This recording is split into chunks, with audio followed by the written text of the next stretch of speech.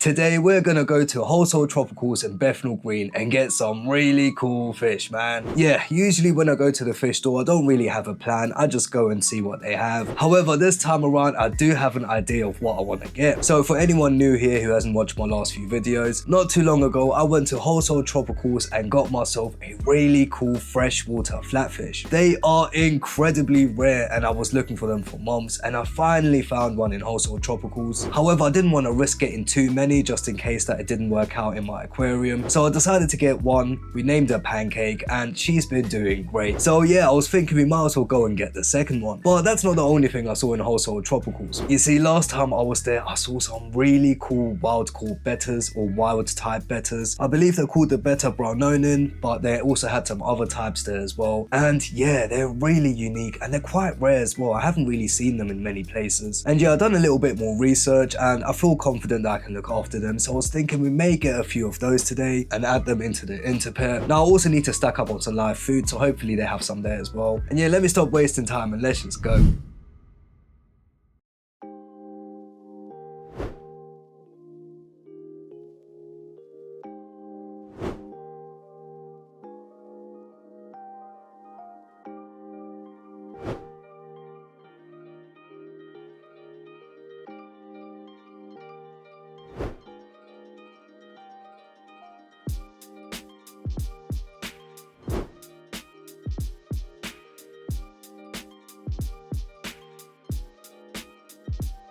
Alright people, we are in Wholesale Tropicals right now and yo, I can't lie, I can't believe what I just found. Apparently they've had this for a few months now. Yo people, look at the size of this moray eel, man.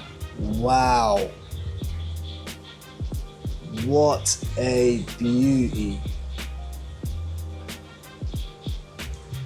Wow.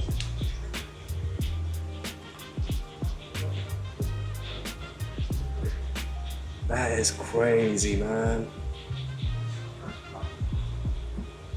I wish I could afford to get him right now. Damn.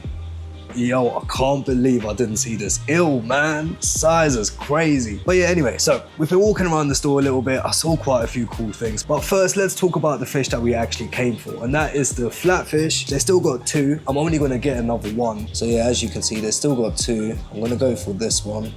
The darker one. It looks quite cool.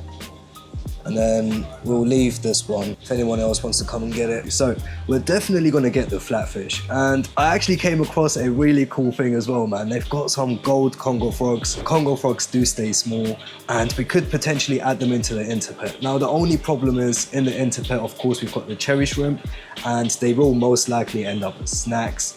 However, that was also going to be the case if we add the betta brownorin, which is the other fish I came for today. So you know what, I'm going to try and get the cherry shrimps out. I'm going to try put them back into the Fluval flakes, but if I can't get them, then you know, it's nature and that I'll let them be food for the betta brownorum and the Congo frog. Alright, cool. What else is there to talk about? I mean, the main thing really is that moray eel. It is so cool and I really want to get it, but honestly at that size, it's kind of impossible to predict how it's going to react with the rest of the fish as well. I mean, Lily, my moray eel, she grew up in that aquarium. Well, no, she grew up in the Roma 200, but she grew up along other smaller fish in there and she always got fed. So I feel like she kind of got used to having other fish around. Whereas this moray eel, the little beast here, yeah, it looks like he's been by himself most of his life in that. And if we add him into a community aquarium, he might potentially go after those fish. So yeah, even though I'm really tempted to get it, it looks like we can't. Plus, I ain't got the money anyway, man. £200. Oh, one really unique thing they have here right now is this right here, man. It's an albino Chinese soft shell turtle and oh, it is absolutely beautiful. I really wish I had the space or money to set up some kind of aquarium or terrarium for the turtle in that. But yeah, unfortunately, both of those things are a bit out of my price range and the house is pretty much filled up with as many aquariums as we can have. So Yeah, but that albino turtle looks absolutely beautiful, man. Oh, you know what? Another cool thing, I'm not gonna get any, but they've got some really nice female betta fish, and some of the colors are amazing, man. They've got this really cool purple one, and you know what? I was a little bit tempted to maybe get one or two, but I wouldn't really know where to put them. I mean, we've got the Fluval Flex, but in there we've got our main cherry shrimps. That's where they all breed and populate, and that's where the main colony is. So I don't really want to put anything in there that could potentially eat them. And yeah, in the Interpet, if we get the Betta Brownorum, yeah, once again, there could be potential fights in that. So yeah, right now we can't really get any female betta fish. Now, another really cool thing that they have, and I always kind of walk past them, is the Leary gouramis, or the pearl gouramis, I guess. But yeah, they're the ones that get these really cool orange bottoms and that. And yeah, their colors are absolutely amazing, and they really add some cool character into the aquarium. And yeah, I'm thinking we could get a pair for the Roma 200, but we might leave that for next time. I don't want to spend too much money today, man. And yeah, I think I'm going to do what I was saying before. We're going to get a pair of Betta Brownorums because they're quite cool, and that's the main reason why I came today. And of course, we're going to add the flatfish in there as well, and we'll also get one of the gold dwarf Congo frogs.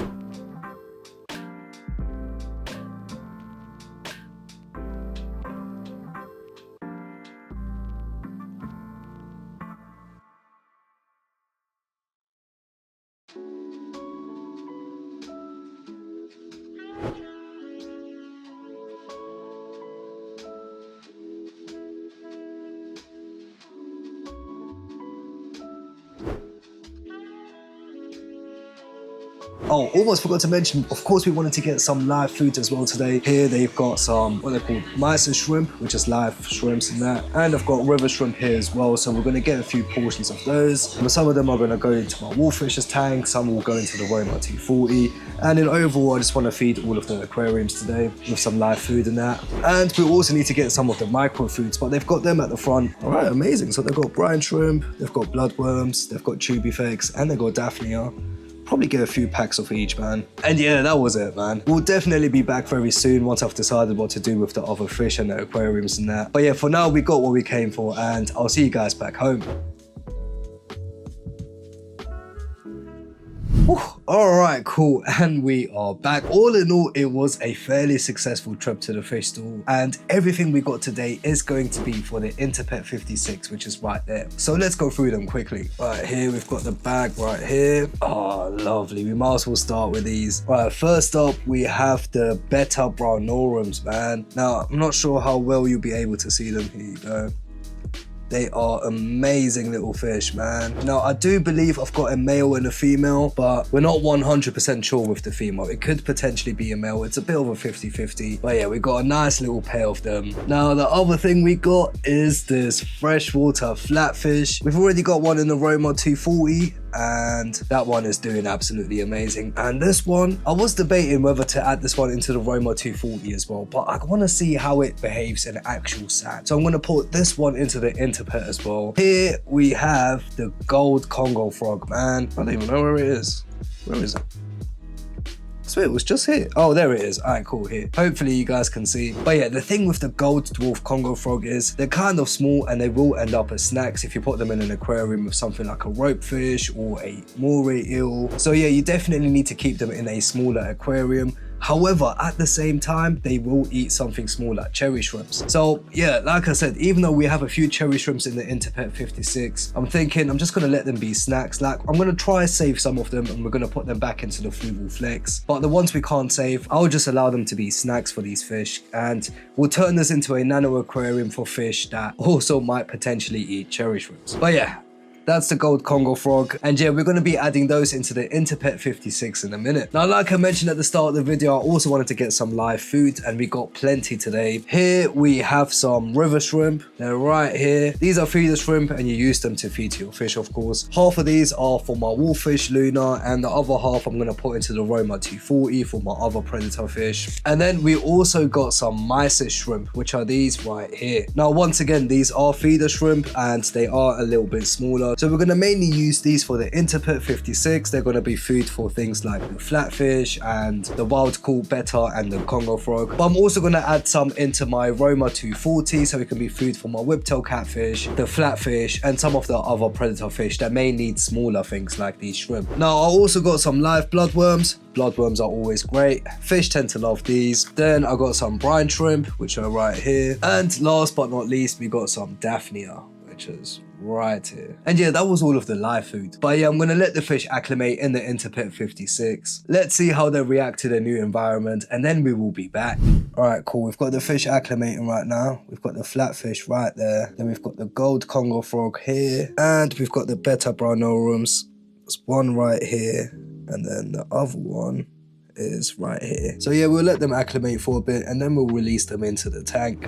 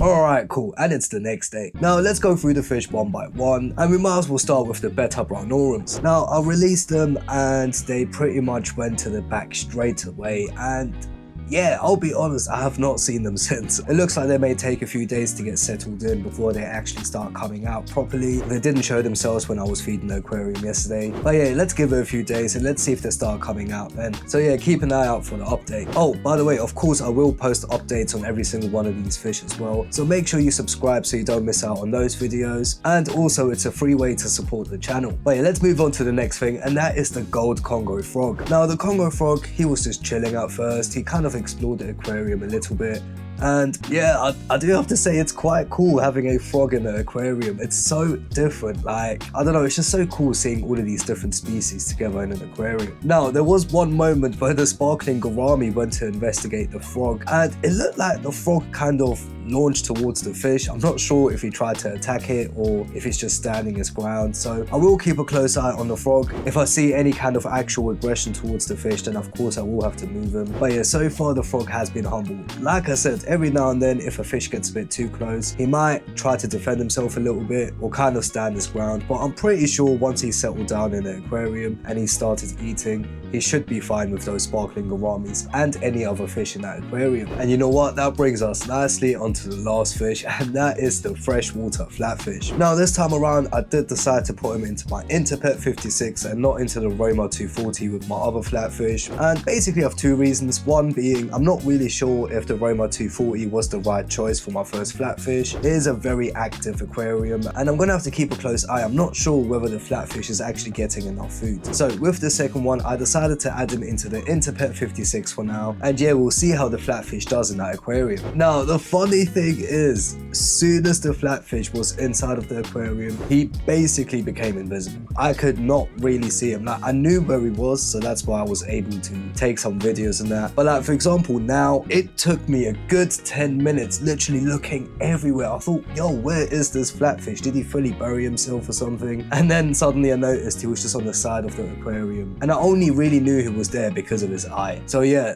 their ability to camouflage is actually amazing, man. I mean, I was even kind of tempted to maybe potentially try putting it into my wolffish aquarium, because I don't think my wolffish will be able to see the flatfish. Their camouflage is so good. But at the same time, of course, I don't want to risk it, because if my wolffish does see it, then yeah, I feel like Luna would get quite aggressive and probably eat that flatfish very quickly. So it's gonna stay in the Interpet 56 for now, but the camouflage on that fish is just crazy. It honestly takes me forever to find now. And yeah, I'm not really sure what I'm gonna do once it moves from that spot, because once it hides properly and it's not really in an obvious place, I have no idea how I'm gonna see this fish, man.